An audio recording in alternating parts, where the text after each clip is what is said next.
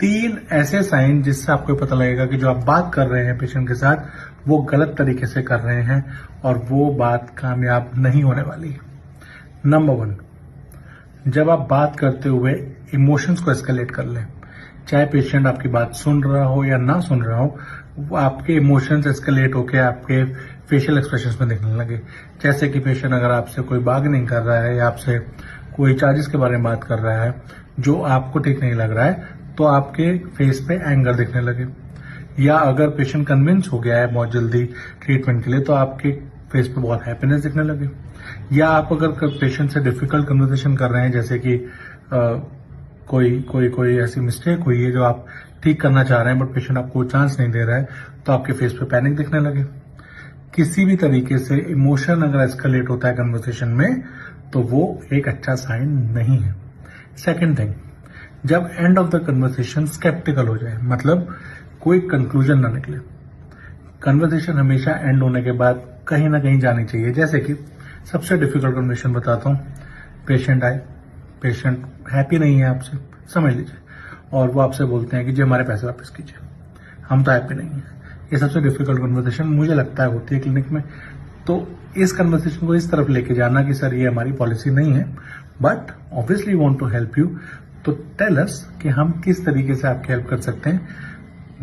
Obviously we want you to get the service, but हमने भी कोई चीज करी है तो उसके हमने चार्जेस आपसे लिए, पर ऑब्वियसली हम ये नहीं चाहते कि आपको ऐसा ना लगे कि आपको उसके चार्जेस के बराबर वैल्यू नहीं मिली, हम उससे ज्यादा इम्पैक्ट देना चाहते हैं आपको।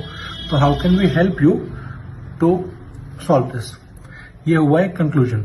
पर अगर स्केप्टिकल हो जाए कि वो भी चिल्ला रहे हैं और आप भी सुन रहे हैं और वो भी अपनी बात बोल रहे हैं, आप भी अपनी बात बोल रहे हैं, और एंड में कोई कंक्लूजन ना निकले, तो वो स्केप्टिकल कन्वर्सेशन होती है। जब एंड में जब पेशेंट चला जाए तो आपको पता ही ना हो कि अब आगे होगा क्या, मुझे ट्रीटमेंट करना है नहीं करना है, कल मेरे पे कोई चीज एक्शन लिया जाएगा उनकी तरफ से, मैं उनसे कन्वर्सेशन कर सकता हूँ, उनको बुला सकता हूँ या नहीं बुला सकता हूँ, कोई डायलॉग ही ना हो पाए। Third and the most important thing जिससे सबसे ज्यादा सीखने को मिलता है, वो है डेजा वू कन्वर्सेशंस नहीं होनी चाहिए। बार बार ऐसा नहीं होना चाहिए कि सिमिलर गलती आप बार बार अपनी कर, जैसे आप स्किल में सिमिलर गलती नहीं करते। आपको पता लगा क्राउन प्रेप में ये मिस्टेक है तो आप नेक्स्ट क्राउन प्रेप में उसको कवर करते हैं। आपको लगता है एंडो में मिस्टेक है तो आप उसको कवर करते हैं। सिमिलरली कन्वर्सेशन, बात करना, कम्युनिकेशन भी एक स्किल है जो सीखना जरूरी है। अगर आप सिमिलर गलतियां कर रहे हैं, जैसे कि पेशेंट अगर थोड़ा ओवर पावर होके आपसे चार्जेस कम करवा रहा है या अपने हिसाब से ट्रीटमेंट करवा रहा है, अपने हिसाब से आ रहा है जा रहा है, राइट, और फिर भी आप उस चीज को नहीं कन्वे कर पा रहे उनको, या नहीं उनको समझा पा रहे कि ये नहीं करना है, या अपनी अथॉरिटी नहीं दिखा पा रहे, या बता तक नहीं पा रहे, तो ये होता है कि बार बार सेम चीज गलती हुई जा रही है।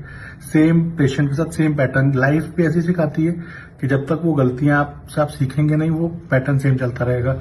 और क्लिनिक में भी कम्युनिकेशन ऐसे ही सिखाता है कि आप सेम गलतियां सेम पेशेंट के साथ, बार बार वो पेशेंट बार्गेनिंग से जीतेगा, बार बार वो पेशेंट आपके लिए डिफिकल्ट पोजीशन क्रिएट करेगा, बार बार वो पेशेंट टाइम पे नहीं आएगा, बार बार वो पेशेंट, तो जब तक आप स्टेप नहीं लेंगे तो वो डेजा वू कन्वर्सेशन होती रहेंगी। इन 3 चीजों पर ध्यान दें। Again I am saying, emotions के ऊपर कंट्रोल, राइट।